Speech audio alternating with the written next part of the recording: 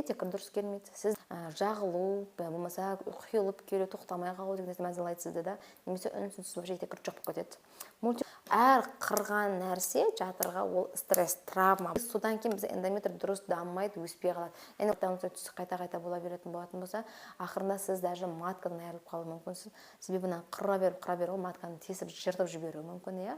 Сіздің сүт безіңіз де құртады, сіздің қалқанша безіңіз де құртады, сіздің гипофизіңіз де құртады. Міне витамин ішуіңіз керек. Бұл Е, D3 комплекс витамин В. Ассаламу алейкум, қайырлы күн қыздар, қалдарыңыз қалай? Бүгін сіздерге мен ең жек көретін нәрсем бұл аборт. Дәл осы аборт туралы сөйлесеміз, и аборт салдары. Бізде дұрыс аборт бар, дұрыс емес аборт бар, иә? Яғни дұрыс аборт деген, былай айтқанда, бұл баланың жүрегі іште соқпай қалады, яғни замерші болуы мүмкін, да, немесе түсіп тастайсыз, ол соңына дейін түспей қалуы мүмкін, иә, яғни выкидыш болғаннан кейін өздігінен, иә, яғни самопроизвольный өздігінен болған, сіз қалаған жоқсыз бұл нәрсені, да. Ал екіншісі, бұл аборт, сізде бала болды, бірақ оны алып тастадыңыз да. Бұл дұрыс емес аборт болып есептелінеді, да. Енді дәл осы состояниенің салдарлары қандай болады? Бұның асқынысы неге әкеп соғуы мүмкін, да. Және де бұндай жағдай көп істете беруге болады ма, иә? Вот сол туралы сөйлесетін боламыз, міне. Ендеше, жалпы жүктілік бізде қалай жүретіндігі туралы, и ол кезде қандай гормондар рөл ойнайтындығы, өзі біздің жатыр қалай дайындалады, аналық без қалай дайындалады, қынап, бәрі қалай дайындалады, сол туралы бірінші сөйлесу керекпіз, иә. Ол үшін міндетті түрде мен сіздерден лайк күтетін боламын, чтобы сіздердің қолдауларыңыз маған керек міндетті түрде. Сұрақтарыңыз болса комментарияға, пожалуйста, жазуларыңызға болады. Уведомлениені басып, менің әрбір видеомды бірінші көруге тырысыңыз, себебі сізден басқа адам көруге міндетті емес, иә. Бірінші сіз көріп, сіз соны бөлісуіңіз керек иншалла. Сондықтан, ендеше, жалпы қалыптыда бізде овуляция кезінде біздің эндометрий, яғни жатырдың ішкі қабаты мынау өсіп дайындалады біріншіден. Екіншіден біздің мынау жатыр мойны кішкене ашылады, яғни сырттан сперматозоид тезірек кіріп, аналық жасушамен кездесу үшін. Қалай овуляция өтеді, солайынан біздің мынау жатыр мойны бірден қатты жабылып қалады. Бірден қатты жабылады, чтобы сыртқа шығарып жібермеу үшін баланы, иә. Екіншіден эндометрий қалың көрпе түзіледі, чтобы балаға удобный жер болу үшін, міне. Яғни бұл кезде прогестерон гормоны өседі бізде, пролактин гормоны кішкене жоғарылайды бізде, да. Бізде ФС гормоны, ЛГ гормоны кішкене төмендейді, да. И осының өзінің жұмысына қарады. Эстрадиол, женский гормон көбейеді, яғни. Сөйтеді, сол арқылы Аллахтың қалауымен бала дүниеге келеді, яғни бала өсіп дамиды сол жерде, міне. Енді бізде эндометрий қалыңдап тұрды, сіз баланы қалаған жоқсыз, алдырып тастадыңыз, не істеді?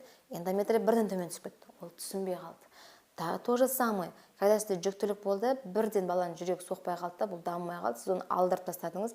Ағза үшін бұл түсініксіз жайт болды, ол бірден сыртқа шығып кетті. Мына жер непонятный ситуацияға келіп, былай айтқанда, яғни гормон көтеріледі, то резко түсіп кетеді.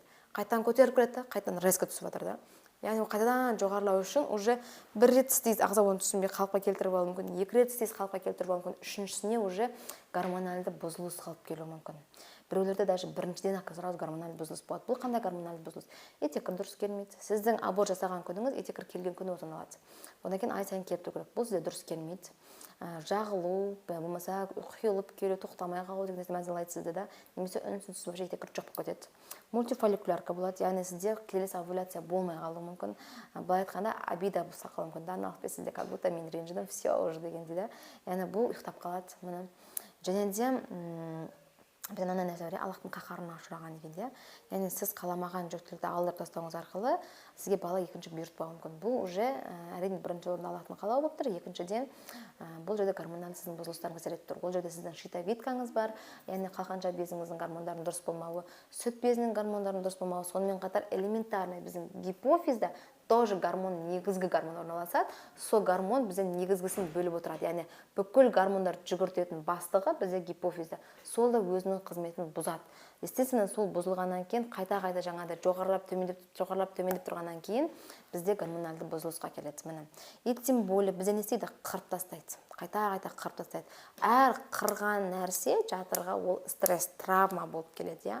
И содан кейін бізде эндометр дұрыс дамымайды, өспей қалады. Яғни ол бір тексінен бір әдем, бір текс болып даму керек болады. Ол бір текс болмайды. Андай эндометроидный болып кетеді, андай полиптер шығып кетеді, андай миомалар шығып кетуі мүмкін, да. Яғни бір неше нәрселер шығып кетеді, чтобы мына эндометр ровно бірдей болып өспей қалуы мүмкін. Бұның салдары неге алып келеді? Бесплодие. яғни бедеулікке алып келуі мүмкін. Бұны сіз уақытылы ұстап қалмасаңыз, уақытылы емдемесеңіз, уақытылы инфекцияңызды жөндемесеңіз, трубаларыңызды жабыстырып тастауы мүмкін, немесе гидросальпингске келуі мүмкін. Егер де сіз емделмей қайтадан көтеріп, қайтадан түсі қайта бола беретін болатын болса, ақырында сіз даже маткадан айырылып қалуы мүмкінсіз. Себебі қыра беріп матканы тесіп, жыртып жіберуі мүмкін, иә. Сол арқылы сізде маткадан айырылып қалу қаупі неден келуі мүмкін. Әрбір бұл стресс сіздің тек қана женский жағыңызды құртпайды, ұмытып кетпеңіз. Сіздің сүт безіңізді де құртады, сіздің қалқанша безіңізді де құртады, сіздің гипофизіңізді де құртады. Міне. Соның әсерінен сіз жүресіз сосын нервная, психушка, ештеңе жақпайды, әйтеуір. Сондықтан кім аборт болды, немесе кімде түсік болды, замерші болды, міндетті түрде бірден гинекологқа барып ем алу керек, біріншіден. Екіншіден лимфа застойды жеңу керек, яғни ол лимфа жолдарын тазарту керек. Үшіншіден иммунитетін көтеру керек. Бұл как профилактика ретінде, яғни витаминдеріңізді уақытылы ішіңіз, желательно плазмолифтинг алыңыз. Плазмолифтинг не? Бұл маткаға салынады. Дәл осылайна, мына задний сутпен мына маткаға дейін салынады. Когда матка бұл живой антибиотик, яғни ешқандай зиянсыз антибиотик. Бұл мынаның тез восстановление болуына көмектеседі деген сөз. Сондықтан сол нәрсеге барсаңыз болады, немесе хиджама жасаңыз, хиджама тоже өте жақсы көмектеседі, особенно кімде лимфа застой бізде болады да. И одан бөлек сізге міндетті түрде істеу керек болады, бұл питание, яғни неше түрлі шөптер ішуіңіз мүмкін, тамақтарыңызды дұрыстауыңыз мүмкін, яғни мынаны жақсы, нормально қалыпта ұстап қалу мақсатында. Себебі ары қарай бедеулікке асқынып кетпеу үшін. Сондықтан ма? Ендеше витамин ішуіңіз керек, бұл Е, D3 комплекс витамин В. Ал егер миома, полип шығып кетсе, онда витамин В сізге ішуге болмайды. Ол кезде сіз өзіңіздің дәрігеріңізбен ақылдаса отырып дәрілер қабылдайтын боласыз. Сондықтан ма? Сол себептен мейлі аборт, мейлі замерші, мейлі выкидыш, кез келген ситуацияда немедленно гинекологыңызға барасыз. Обязательно. Қалыпқа келтіру үшін восстановление. Қазір біздің Қазақстан тіпті қуануына болады, то, что плазмолифтинг деген нәрсе бізде бар. Россияда бар, бізде бар, Өзбекстанда бар. Басқа жерде көп жерде жоқ. Көп елде бұндай нәрсе жоқ. Когда маған Англиядан пациенттер келген кезде, олар не ол дейді. Ондай нәрсе бар ма не дейді. Олар тіпті атын да білмейді. Олар үшін новый техника сияқты да, новая техника оларға. Көрдіңіз ба? Поэтому бізде осында, альхамдулилля, бізде осындай нәрселер бар, что сіздің денсаулығыңызға зияны жоқ нәрселер, иә. Сол себептен сол нәрсе шыққан дүниені сіз дәл қазір қалыпқа келтіре аласыз.